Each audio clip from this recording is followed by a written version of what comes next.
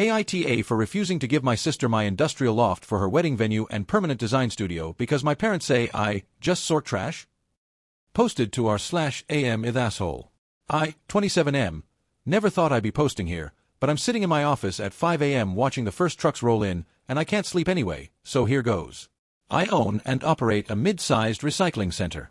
We process about 200 tons of material daily: plastics, paper, metals, glass, e-waste. I started working here at 18 as a sorter on the conveyor belt, worked my way up, and 3 years ago, bought out the previous owner when he retired. It's been the hardest, most rewarding thing I've ever done. My sister Emma, 23F, is a sustainable fashion designer. She's genuinely talented. She makes beautiful clothes from organic fabrics and upcycled materials. She's been featured in local magazines, has a growing Instagram following, and just got engaged to Marcus, 28M, an environmental engineer she met at a sustainability conference. Here's where it gets complicated. My parents, 55M, 53F, have always treated our careers differently. When Emma started her fashion line, they threw her a launch party. When I bought the recycling center, my dad asked if I was sure I wanted to be in the garbage business forever. My mom introduced Emma to her friends as my daughter, the sustainable fashion designer who's changing the industry. She introduces me as my son, he works in recycling. The emphasis on that pause kills me every time. 3 years ago, I bought an industrial loft in the Arts District. It's a converted warehouse, 20-foot ceilings, original brick, massive windows facing the river. I renovated it myself over 2 years. It's my sanctuary, my home. Last Sunday, my parents came over for dinner. Emma and Marcus were there too. I'd made pasta, we were having a nice time, and then my mom said, "We need to discuss Emma's wedding." I said sure, happy to help however I could. We've decided the loft would be perfect for the ceremony and reception. I laughed. That's flattering, but this is my home. I'm not really set up for. It's not a request, honey. My dad's voice had that tone. The one that meant the decision was made. Emma needs a unique venue, and this space is perfect. You can stay somewhere else for a few days. I started to object, but Emma cut in. Also, I've been looking for a larger studio space. After the wedding, I was thinking I could convert part of the loft into my design workshop. You have so much unused space, and I actually need it to create things. I stared at her. You want to move into my home? Not move in. Just use part of it. For my work. She said it like I was being slow. I create sustainable fashion, Marcus. I'm making a real environmental impact. You could help support that. My name isn't Marcus. My name is Daniel. She was looking at her fiancé when she said it, but the message was clear. Marcus, with his engineering degree, was more worth addressing than me. I sort trash, I said flatly. Is that what you're getting at? My mom reached over and patted my hand. Sweetheart, no one's saying your work isn't necessary.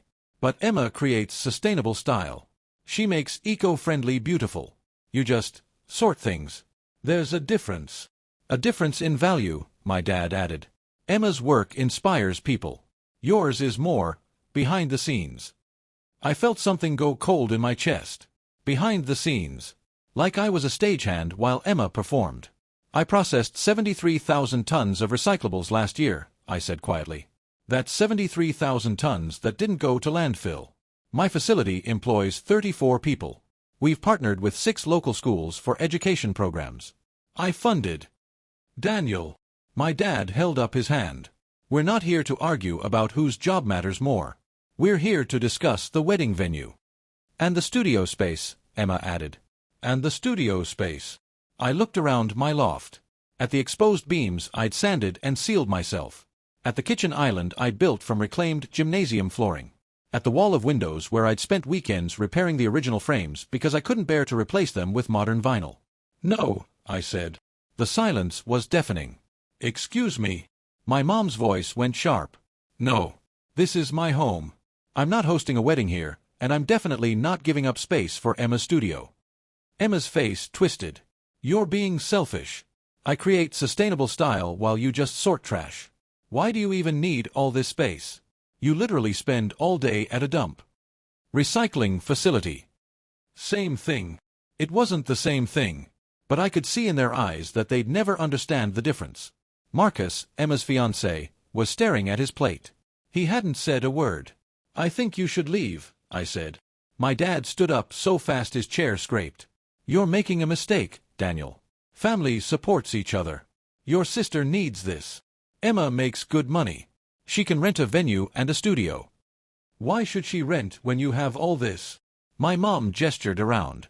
You'd really choose this space over your own sister? I choose my home over my family's entitlement, yes. They left without another word. Emma slammed the door so hard one of my hanging plants fell. I've spent the last week processing what happened. I've answered none of their calls. My mom texted me, "We raised you better than this. Emma is doing important work. Your stubbornness is holding her back." I texted back, "My work matters too." She replied, "Of course it does, honey. But it's not the same." It's 5:47 a.m. now. The morning shift is arriving. In an hour, I'll be out on the floor, making sure 200 tons of other people's discards get sorted, processed, and recycled instead of rotting in a landfill for the next 1,000 years. And apparently, that makes me the family garbage. AITA. Edit. I'm overwhelmed by the responses. I'll try to reply to as many as I can. Several people have asked for an update if anything changes. I'll post one when I have more to share. Update 1. Something happened at the facility that changed my perspective. Posted 4 days later. First, thank you all for the incredible support on my original post. I read every single comment, sometimes multiple times during breaks. You helped me realize I wasn't crazy for feeling hurt. I want to share something that happened yesterday that really affected me. My facility manager, Gerald, 58M, has worked in recycling for over 30 years. He started as a sorter, same as me. He's seen this industry transform from a marginalized, looked-down-upon field to something approaching respect. He's also the most competent, dignified person I've ever worked with. I was in my office yesterday, clearly distracted, when Gerald knocked on my open door. "You've been walking around like you're carrying something heavy," he said. "Want to talk about it?" I don't usually share personal stuff at work, but something about Gerald's quiet presence made me open up. I told him everything. My parents, Emma, the loft, the "you just sort trash" comment. He listened without interrupting. When I finished, he was quiet for a long moment. "Let me tell you about my son," he finally said. I didn't even know Gerald had a son. Eric's a surgeon now. Cardiothoracic. Saves lives every day. Gerald smiled, but there was something complicated in it. When he was young, he was ashamed of what I did. His friends' dads were lawyers, businessmen, teachers. His dad sorted garbage. Gerald. Let me finish. He held up a hand.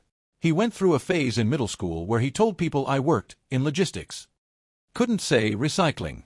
Couldn't say waste management. In high school, he refused to let me drop him off near school because the truck I drove still had the recycling logo on it. I felt sick. That must have been painful. It was. But you know what hurt worse? I believed him. For years, I walked with my head down. I'd change out of my work clothes before going anywhere. I'd vague up my job description at dinner parties. I internalized every ounce of shame my son and society projected onto me.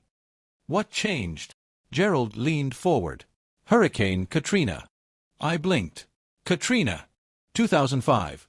I was part of a volunteer crew that went down to help with debris removal and recycling efforts. We spent 6 weeks sorting through the aftermath of people's lives. And I realized something. Everyone wanted the surgeons, the engineers, the architects. But you know who they needed just as badly? The people who could look at a mountain of devastation and see what could be saved, what could be recycled, what could be rebuilt. He reached into his wallet and pulled out a worn photograph. A much younger Gerald standing with a group of workers in front of a massive pile of sorted materials, all of them exhausted but smiling. I came back a different person. Told my son that his shame was his problem, not mine. Told him I was proud of my work. That I was part of a chain that kept communities functioning, that diverted waste, that employed people who had few other options. That I mattered. How did he take it? Badly at first. Took years. But you know what he told me at his medical school graduation? Gerald's eyes glistened. He said, "Dad, you taught me that every job that helps people is dignified. I save lives with my hands because you taught me that hands-on work has value." I felt tears prick my own eyes. Your family sees the surface of your sister's work, the pretty dresses, the Instagram posts, the magazine features. They don't see the surface of yours because your work isn't designed to be seen. It's designed to function. It's infrastructure. It's essential. But it doesn't photograph well, so they dismiss it. How do I make them understand? Gerald stood up. You don't. You can't make anyone understand what they refuse to see. But you can understand it yourself. You can hold your head up. And you can surround yourself with people who get it. After he left, I sat in my office for a long time. I thought about the 34 employees who depend on this facility, the schools we partner with, the tons of material we divert from landfills every single day. I thought about the time our e-waste program properly disposed of 500 pounds of lithium batteries that could have caused a landfill fire. I'm not just sorting trash. I'm operating critical environmental infrastructure. And I'm done apologizing for it. Small update on the family situation. My parents haven't reached out since their initial texts. Emma sent me an email with a venue research document for inspiration with a passive-aggressive note. Since you won't help, here's what I'm stuck with instead. I haven't responded. Marcus, her fiancé, sent me a separate text. Hey Daniel, can we talk sometime? Just us. I'm considering it. Update 2. Marcus reached out, and things got complicated. Posted 3 weeks later. A lot has happened since my last update. I met Marcus for coffee last weekend. I wasn't sure what to expect. He'd been pretty silent during the original confrontation, but I figured I owed it to myself to hear him out. We met at a cafe near my facility. He arrived first, which surprised me. When I sat down, he immediately said, I owe you an apology. For not saying anything that night. For letting Emma and your parents talk to you like that. I disagreed with everything they said, and I sat there like a coward. I appreciated the honesty. Why didn't you speak up? He sighed, stirring his coffee. Because I'm trying to marry into your family, and I wasn't sure how to navigate it. But that's not an excuse. What they said was wrong. You actually think that? Daniel, I'm an environmental engineer. Do you know what my work actually is? He leaned forward. I design systems. Waste processing systems, water treatment systems, recycling infrastructure. Your facility is literally the kind of thing I help design. What you do isn't just sorting trash. It's the backbone of the circular economy. I felt something unknot in my chest that I didn't know was tight. Your sister, Marcus continued, makes beautiful things.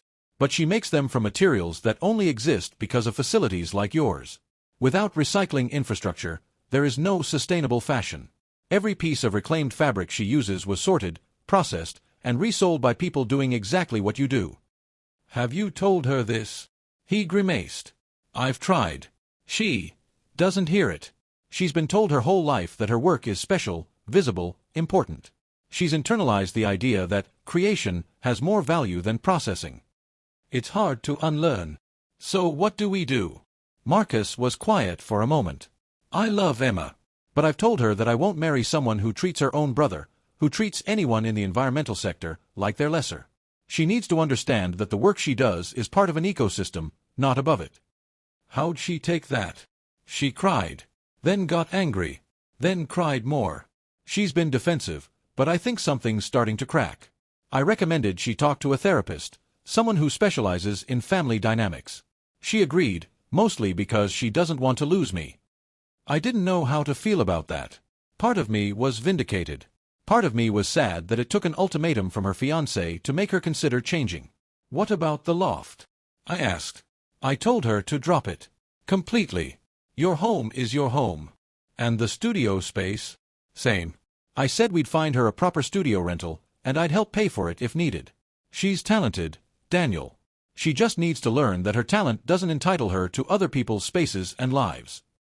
I thanked him for his honesty. Before we parted, I made a decision. Marcus, I'm not giving up my loft for the wedding. But I'm willing to offer something smaller. If you and Emma want to have an engagement party here, just an engagement party, I'd consider hosting it. One evening. A celebration. But only if Emma can come to me and have a real conversation first. He looked surprised, then grateful. That's more than generous. I'll talk to her. 2 weeks later, Emma called.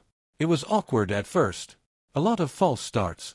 But eventually she said, I'm sorry for what I said. About you just sorting trash. That was wrong. It was. I'm starting to understand why. Her voice was thin, like she was reciting something she'd rehearsed. Marcus has been showing me how the industry works. How recycling facilities fit into the supply chain. I never really thought about it before. You didn't have to. Mom and Dad made sure you knew your work was the important part. Silence. Then, quietly, they did. And I believed them. I'm trying to unlearn that. Are you actually going to therapy? I've had 3 sessions. It's hard. We're talking about how our family assigned value. How I was always the creative one and you were the practical one, and how that translated into them seeing me as more worthy of investment. I didn't see it when I was living it. But looking back. She trailed off. Looking back. They came to every single one of my fashion shows. Every runway, every pop-up. They never once visited your facility, did they? I shook my head, even though she couldn't see it. No, they didn't. I'm sorry, Daniel. I really am. It wasn't enough to fix everything. But it was a start. Update 3, the engagement party, the wedding, and what Emma finally understood. Posted 4 months after original post. This will be my final update. A lot has happened, and I want to share how things turned out. The engagement party. 2 months after our phone call, I hosted Emma and Marcus's engagement party at my loft. I set clear boundaries. One evening, max 50 guests, I would handle setup and breakdown, and Emma would not treat this as a preview for any larger claim on the space. She agreed without argument, something that would have been unthinkable 4 months earlier. The party was beautiful, actually. Emma and Marcus's friends are genuinely nice people. Several of them asked about my facility, and I ended up giving a mini-lecture to a group of young professionals about the economics of recycling. Marcus stood nearby, beaming. Emma gave a short speech that night. She thanked Marcus, thanked her friends, and then said, "I want to thank my brother Daniel for opening his home to us. He's a harder working person than I sometimes acknowledge, and I'm grateful for his generosity." It wasn't a grand statement, but it was genuine. And it was the first time I could remember her publicly acknowledging my work in a positive way. My parents were there. They stayed on the periphery, making small talk, never approaching me directly. My mom complimented the space without acknowledging that I'd built most of it. My dad shook Marcus's hand and didn't shake mine. I've made peace with the fact that they may never change. Gerald was right. You can't make anyone understand what they refuse to see. But you can stop letting their blindness define your worth. The therapy effect. Over the next 2 months, Emma and I had several more conversations. She was attending therapy weekly now, sometimes twice weekly, and the changes were remarkable. She told me about a session where her therapist asked her to list the people whose work made her fashion line possible. She started with herself, then Marcus, then her business partner. And then, the therapist asked, the fabric suppliers, I guess. The shipping companies. What about before the fabric reaches the supplier? Emma told me she was quiet for a long time. Then she said, the recycling facilities. The people who sort the reclaimed materials. Can you name any of them? She couldn't. And that broke something open in her. I realized, Emma told me, that I'd built my entire identity around the visible part of sustainability. The part that gets photographed. The part that goes viral. I never once thought about the invisible work that makes the visible work possible. And the most invisible of all that work was being done by my own brother. She started crying. So did I. I was raised to value the aesthetic of sustainability over the actual infrastructure of it. Mom and Dad praised me for looking eco-friendly, not for being part of the solution. And I absorbed that completely. I thought I was better than you because my work was prettier. It is prettier, I said, trying to lighten the moment. Maybe. But pretty doesn't keep 200 tons of waste out of a landfill every day. That meant more to me than any apology. The wedding. Emma and Marcus got married last month. They chose a small venue, a botanical garden that had a genuine sustainability program, and kept the guest list to 75 people. But here's what made it special. Emma decided to decorate the entire wedding with recycled and reclaimed materials. Not for the aesthetic. For the principle. She reached out to my facility directly, talked to Gerald, toured the processing floor, asked questions I never expected her to ask. She wanted to understand where the materials came from, how they were sorted, what journey they'd taken before becoming something new. The wedding decorations included reclaimed fabric bunting, upcycled glass votives, centerpieces made from compressed recycled paper. Every single item had a small card explaining its origin and the recycling process that made it possible. During her reception speech, Emma said something I'll never forget. For most of my career, I've focused on the beautiful objects I create. I prided myself on being a sustainable designer, on using eco-friendly materials, on being part of the solution. But I never thought about the people who make sustainability possible at a fundamental level. The sorters, the processors, the facility operators who handle the materials I transform. She looked at me. My brother Daniel owns a recycling facility. He processes 200 tons of material every day. For years, I dismissed his work as less important than mine because it wasn't visible, wasn't glamorous, wasn't creative. But I was wrong. His work makes my work possible. Without people like him, there would be no reclaimed materials for me to turn into fashion. There would be no sustainable supply chain. There would be no circular economy. She raised her glass. To Daniel. For doing the invisible work that makes my visible work possible. And for forgiving me when I couldn't see it. The room raised their glasses. I saw Gerald in the crowd. I'd invited him as my guest, wiping his eyes. Marcus was grinning. Even some of my employees had come. They'd helped sort the materials for the decorations, and Emma had insisted they be invited. My parents were there. My mom was crying. My dad was staring at his plate. I don't know what they were feeling. Shame, pride, confusion, some mix of all three. They didn't approach me afterward. But for the first time, I didn't need them to. Where things stand now. It's been a month since the wedding. A lot has changed. Emma has completely restructured her fashion line. She now works exclusively with reclaimed materials. No more new, organic fabrics that still require virgin resources. She's partnered with 3 local recycling facilities, including mine, to source textiles and materials directly. More importantly, she started a new initiative. Educational content explaining the recycling infrastructure that makes sustainable fashion possible. She's done Instagram lives from my facility floor. She's interviewed Gerald and 3 of my sorters for her blog. She's using her platform, the platform she built on visibility, to make invisible work visible. Last week, she brought a group of young fashion students to tour my facility. At the end of the tour, one of them asked her, "How did you get interested in the recycling side of things?" Emma looked at me. My brother taught me that fashion means nothing without the people who make recycling possible. I learned that the hard way. Now I'm trying to make sure others don't have to. My relationship with my parents remains complicated. They've softened somewhat. My mom sent me a text after the wedding saying, "Emma's speech was lovely," but they haven't addressed their own behavior. They haven't visited my facility. They haven't asked about my work.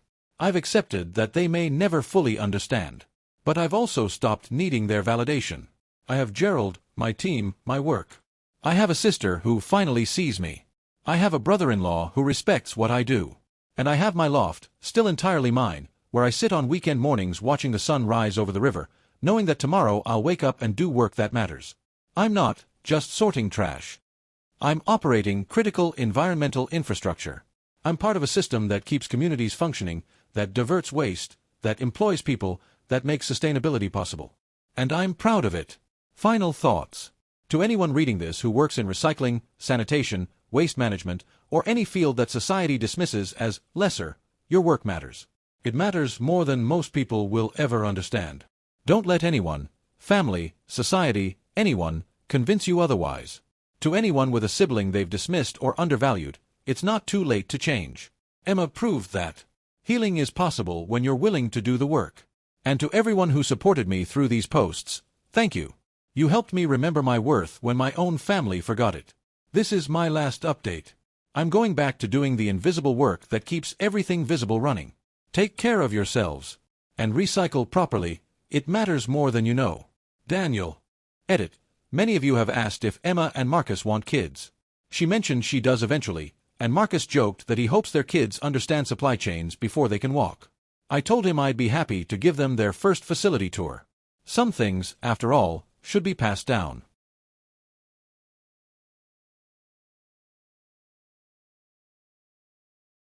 My father isn't the hero I imagined.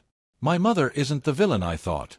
Just 2 people, one who ran to save her child, one who's still hunting. Posted to r/true off my chest. I'm a 29-year-old librarian. I live alone in a small apartment with too many books and a cat named Hemingway. I've always been quiet, observant, the kind of person who watches life happen from the edges rather than participating in it. I thought I knew who I was. I thought I understood my story. 3 months ago, I received a letter that unraveled everything. I need to write this down because I still can't quite believe it happened. Because I need someone, anyone, to tell me I'm not crazy. Because I spent 27 years believing one truth, then 2 weeks believing another, and now I'm not sure truth even exists anymore. This is going to be long. I'm sorry, but I need to tell all of it. The letter arrived on a Tuesday. Plain white envelope, no return address, just my name typed neatly on the front. I almost threw it away, thinking it was junk mail or some kind of scam. But something made me open it. Inside was a single sheet of paper and a business card. The card belonged to a private investigator, licensed, legitimate, with an office address downtown. The letter was brief. My client has been searching for you for 27 years. He believes he is your biological father. He would very much like to meet you, if you're willing. Please contact my office at your convenience. I sat at my kitchen table for an hour, just staring at those words. My father died when I was 2 years old. That's what my mother always told me. Car accident. Instant. He didn't suffer. She'd said it so many times over the years that it had become just another fact of my existence, like my blood type or my middle name. My father was dead. Had always been dead. Would always be dead. There were no photos of him. No letters, no belongings, no family members who might remember him. When I was young, I used to ask questions. What did he look like? What was his name? Did he love me? But my mother would get this look on her face, this distant, pained expression, and she'd say, "It's too hard to talk about, sweetheart. It hurts too much. Please don't ask." So I stopped asking. I created a mythology around my dead father. He was tall and kind.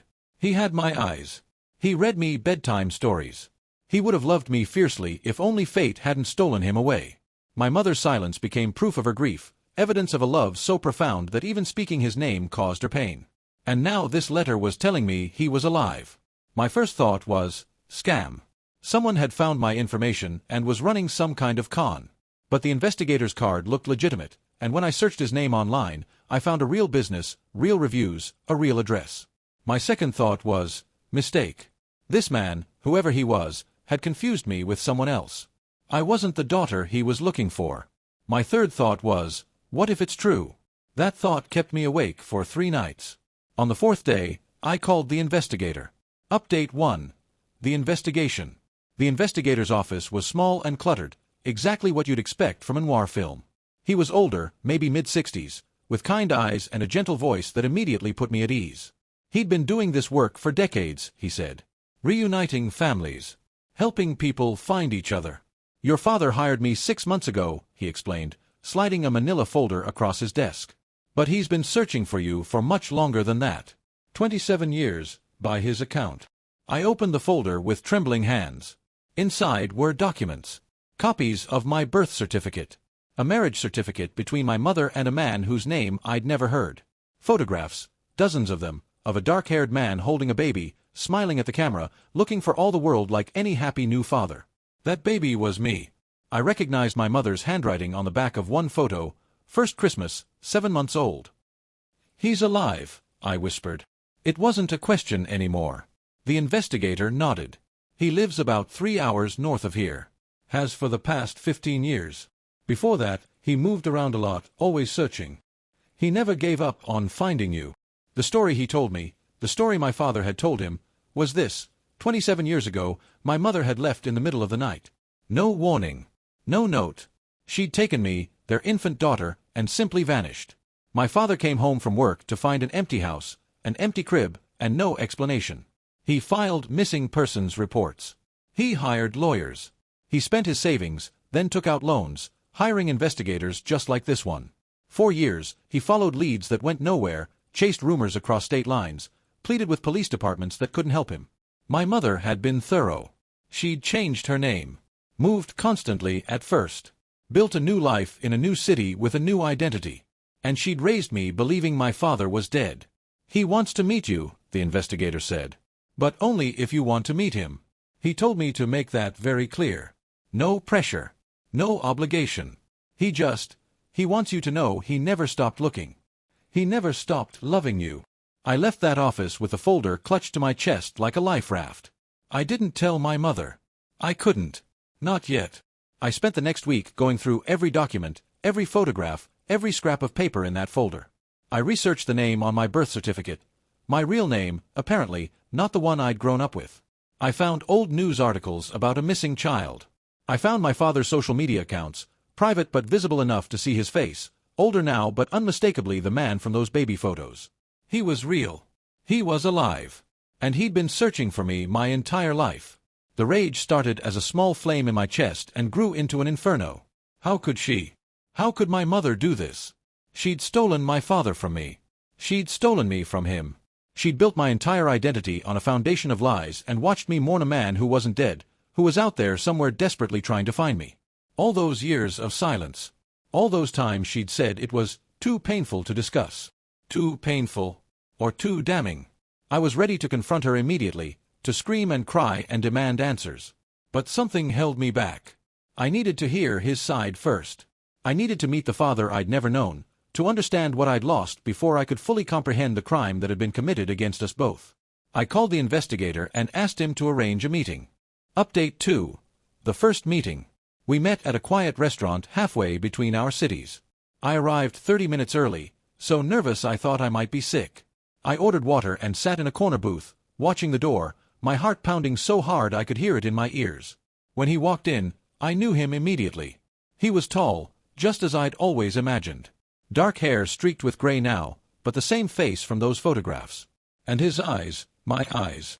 The same unusual shade of green that I saw every morning in the mirror. He spotted me and stopped.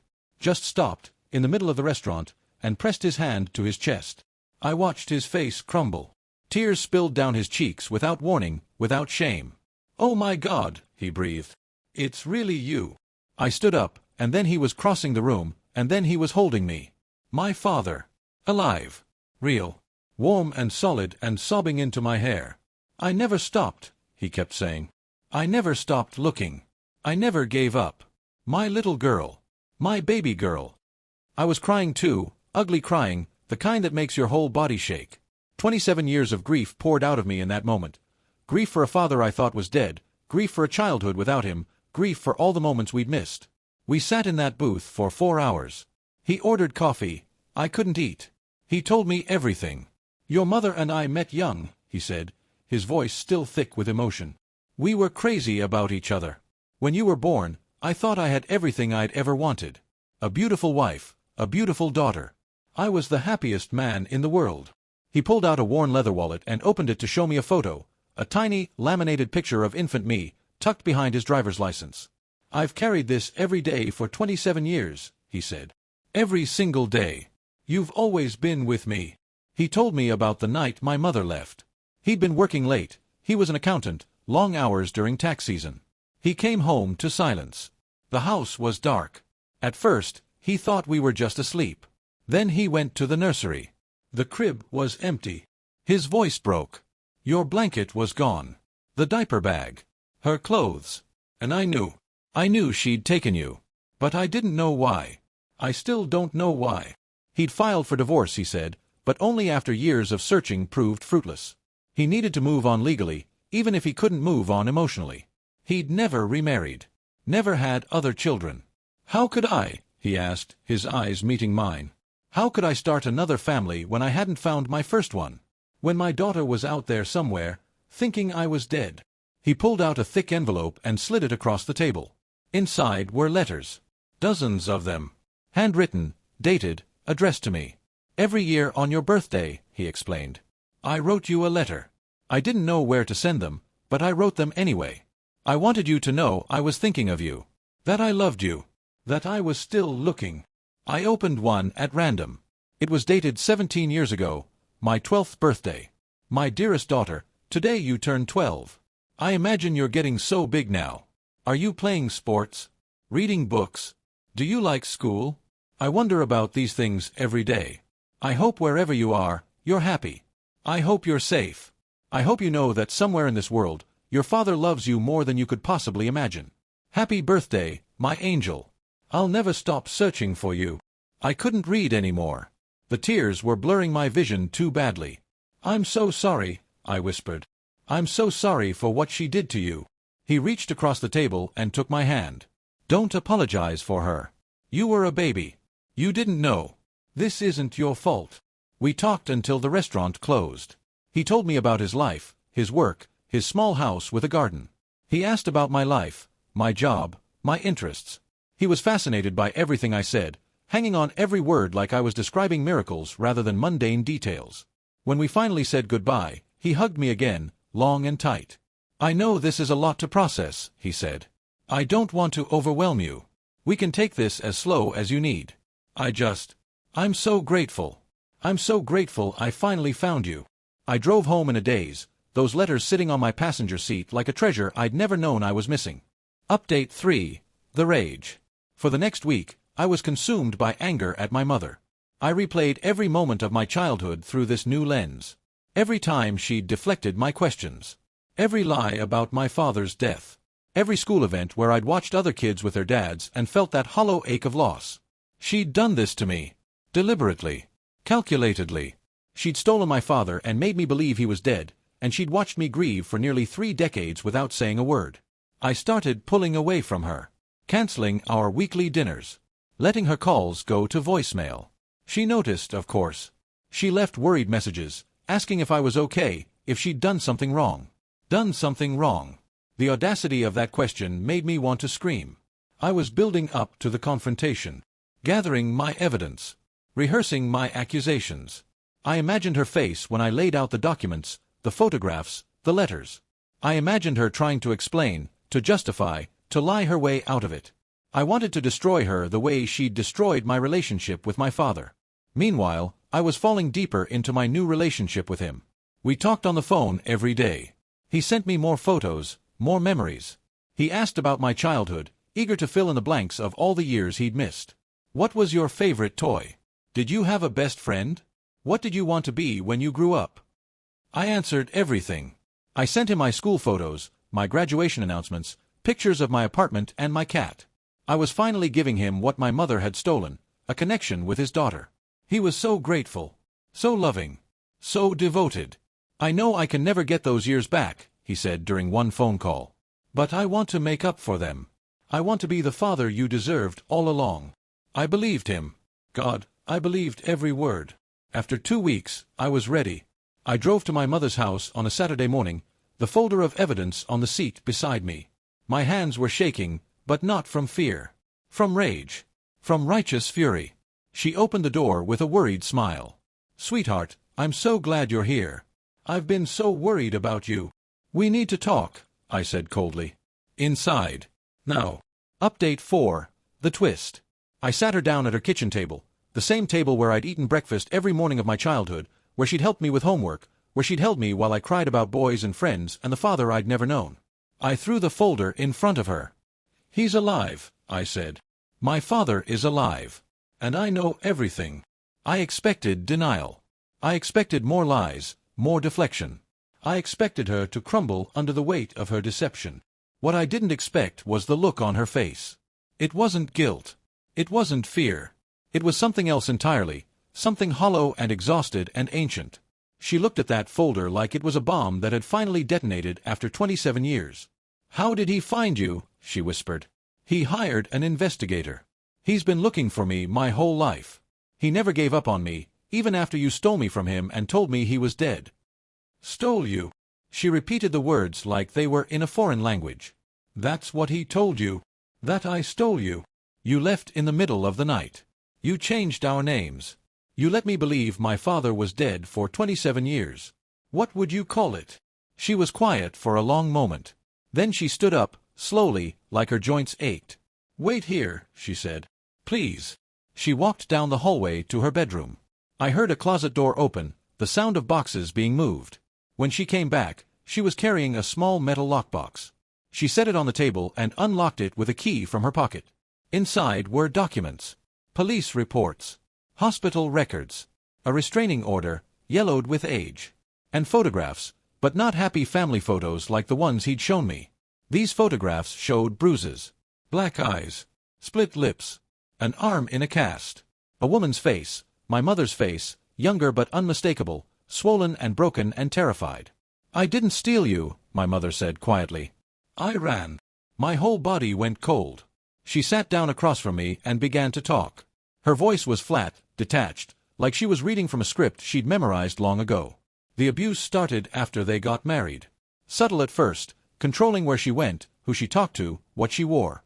Then it escalated. He'd get angry over small things, Dinner being late, the house not being clean enough, her spending too much time on the phone with her sister. The first time he hit her, he cried afterward. Said it would never happen again. She believed him. It happened again. And again. And again. When I got pregnant with you, she said, I thought maybe it would change things. Maybe having a baby would make him different. Softer. She laughed bitterly. It made it worse. He was jealous. Jealous of a baby. Jealous of the attention I gave you. I couldn't speak. I couldn't move. She showed me the police reports. 3 domestic violence calls in 2 years. Each time, she'd refused to press charges. Each time, he'd convinced her to come home. The restraining order was filed 3 weeks before she left. She'd finally worked up the courage to go to court, to try to get away legally. He violated it within 48 hours. He told me he would kill us both before he'd let me take you, she said. And I believed him. I believed him completely. So she ran. In the middle of the night, while he was at work, she packed what she could carry and disappeared. She changed their names. She moved constantly at first, always looking over her shoulder, always waiting for him to find them. I lied to you about him being dead because I wanted you to feel safe, she said, her voice finally breaking. I didn't want you to grow up afraid. I didn't want you to carry my fear. I wanted you to have a normal childhood, even if it meant you hated me for not telling you the truth about your father. I looked at the bruises in those photographs. I looked at the hospital records documenting her injuries. I looked at the restraining order with her signature on it. Then I looked at the folder he'd given me. The photos. The letters. The evidence of his devotion. And I saw it differently. Update 5. The horror. I went home that night and couldn't sleep. I sat on my kitchen floor with both folders spread out around me, looking at everything again with new eyes. His letters first. I'd read them as proof of love, of a father who never stopped caring. Now I read them again, paying attention to the words I'd glossed over before. I know you're out there somewhere. I will find you. No matter how long it takes, no matter where she hides you, I will find you. You belong with me. I think about you every day. I wonder what you look like now. I wonder if you remember me. You were so young when she took you. But you're mine. You'll always be mine. She can't change that. Someday we'll be together again. Someday I'll make things right. And she'll pay for what she did. She'll pay for keeping you from me. Not love. Obsession. Possession. The language of ownership, not parenthood. The photographs next.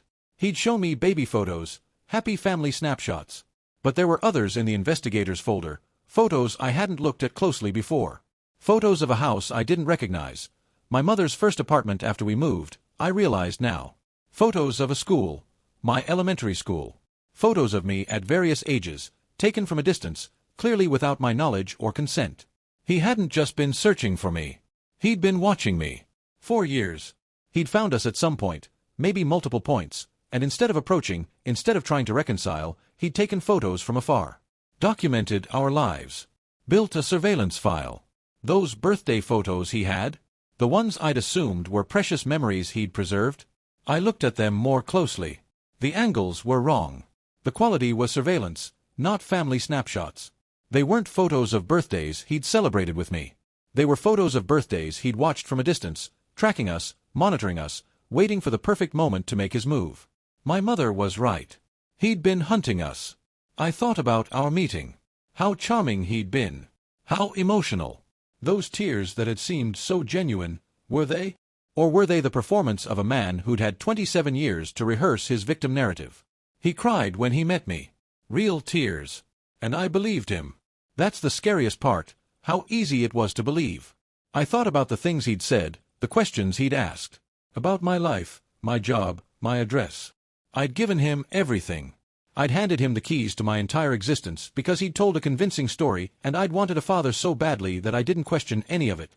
I wanted a father so badly that I almost didn't see the monster wearing his face. The next morning, I called my mother.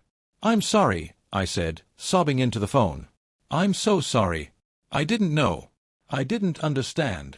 How could you? She replied gently. I never told you.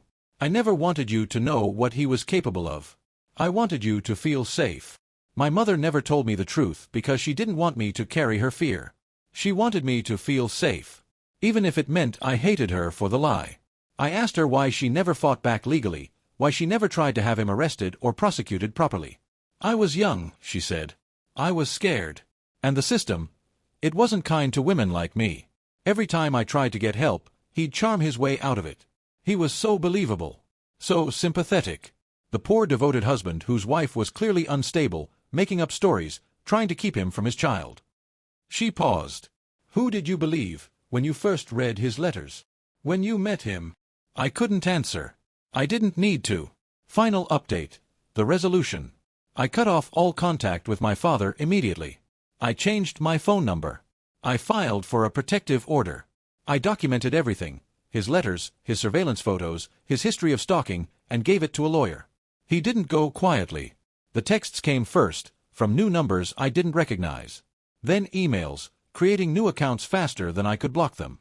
Each message followed the same pattern, confusion giving way to anger giving way to threats. Why won't you answer me?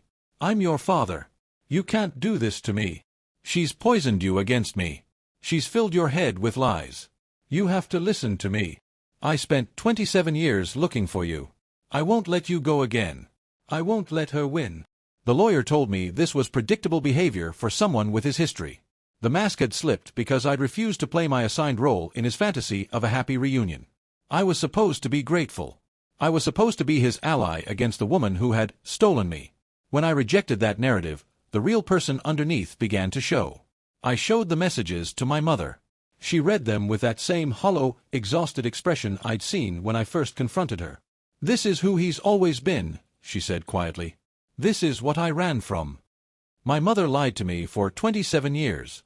But she was running to protect me from a man I almost invited back into my life. I think about that constantly now. How close I came. How easily I fell for his performance. How much I wanted to believe in the father I'd imagined as a child.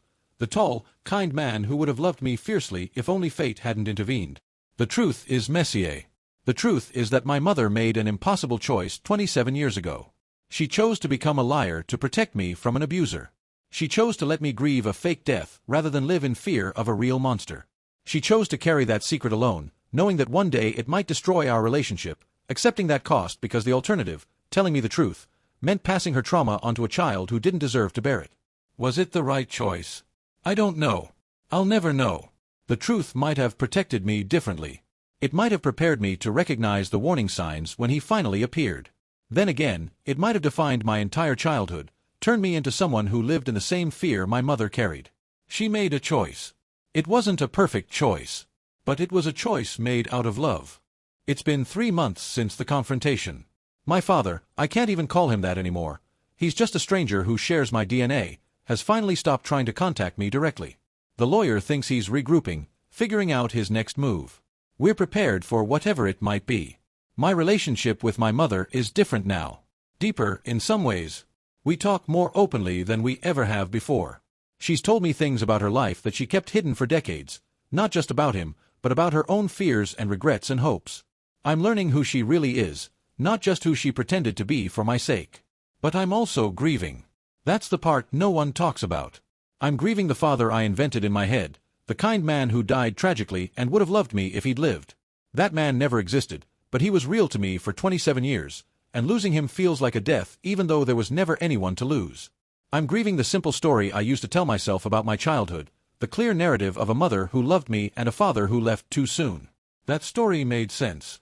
That story had heroes and villains in the right places. Now everything is complicated and muddy and painful. My father isn't the hero I imagined. My mother isn't the villain I thought. Just two people, one who ran to save her child, one who's still hunting. And me.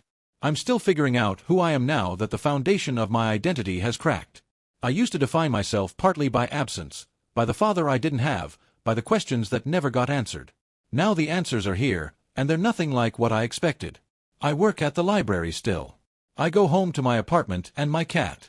I try to build a life that isn't defined by him or what he did or what he might do next. But sometimes, late at night, I think about how he cried when he first saw me. How convincing those tears were. How much I wanted to believe them. He had photos of my birthdays. Not memories, surveillance. He'd been watching us the whole time. And I think about all the times I told myself stories about the loving father I'd lost. All the years I spent mourning someone who never existed. all the quiet moments when I looked in the mirror and saw his eyes staring back at me, and felt a bittersweet connection to a dead man who was actually very much alive and very much dangerous. I don't know how to end this. There isn't a neat ending, not really. The protective order is in place. The lawyer is on retainer. My mother and I are rebuilding something new from the wreckage of the old. But I'm scared. Not the way my mother was scared, not yet, but I understand her fear now in a way I never could before. I understand why she ran. I understand why she lied. I understand why she spent 27 years looking over her shoulder while trying to make sure I never had to do the same. If you're reading this and something similar has happened to you, if someone has appeared in your life with a convincing story and overwhelming emotion and proof of how much they've always loved you, please be careful. Please look closer. Because the scariest monsters don't look like monsters at first. They look like everything you've ever wanted. TLDR, my mother told me my father died when I was a baby. 27 years later, I received a letter saying he was alive and had been searching for me. I met him. He was charming, emotional, and had letters he'd written me every birthday. I was furious at my mother for stealing me from him. When I confronted her, she revealed the truth. He was an abuser. She fled to protect me. The birthday photos he had were surveillance. The searching was stalking. I almost let my abuser back into my life because he told his story first. My mother lied for 27 years. But she lied to keep me safe. And I will never stop being grateful for that, even though I'm still picking up the pieces. Here's what I learned from almost letting my abuser into my life. The scariest monsters don't look like monsters at first. They look like everything you've ever wanted. He cried when he met me. Real tears. And I believed him. That's the scariest part, how easy it was to believe. 27 years of letters. Photos of my birthdays. A wallet with my baby picture he'd carried every day. A story of a devoted father searching endlessly for his stolen daughter. I wanted it so badly. I wanted a father so badly that I almost didn't see the monster wearing his face. My mother lied to me for 27 years. But she was running. Running to protect me from a man I almost invited back into my life. When I confronted her, she didn't make excuses. She just brought out a lockbox. Police reports. Hospital records. A restraining order he violated. And photographs. Not happy family snapshots, but documentation of bruises, black eyes, split lips, an arm in a cast. She didn't steal me. She ran. I looked at his letters again with new eyes. Not love, obsession. You belong with me. You're mine. You'll always be mine. She'll pay for keeping you from me. The language of ownership, not parenthood. Those birthday photos he had? Not memories, surveillance. He'd been watching us the whole time. The angles were wrong. The quality was stalking, not family snapshots. He'd found us at some point and instead of approaching, instead of reconciling, he documented our lives from the shadows. Waiting. My mother never told me the truth because she didn't want me to carry her fear. She wanted me to feel safe. Even if it meant I hated her for the lie. She made an impossible choice 27 years ago. She chose to become a liar to protect me from an abuser. She chose to let me grieve a fake death rather than live in fear of a real monster. She chose to carry that secret alone, knowing it might destroy our relationship, accepting that cost because the alternative meant passing her trauma onto a child who didn't deserve to bear it. Was it the right choice? I don't know. I'll never know. But it was a choice made out of love. My father isn't the hero I imagined. My mother isn't the villain I thought. Just two people, one who ran to save her child, one who's still hunting. When I cut him off, the mask slipped. Confusion giving way to anger, giving way to threats. I won't let you go again. I won't let her win. This is who he's always been. This is what she ran from. I'm grieving now. Not him, the fantasy. The kind father I invented who died tragically and would have loved me. That man never existed, but he was real to me for 27 years. If someone appears in your life with a convincing story and overwhelming emotion and proof of how much they've always loved you, please be careful. Please look closer. Because the scariest monsters look like everything you've ever wanted. Until they don't.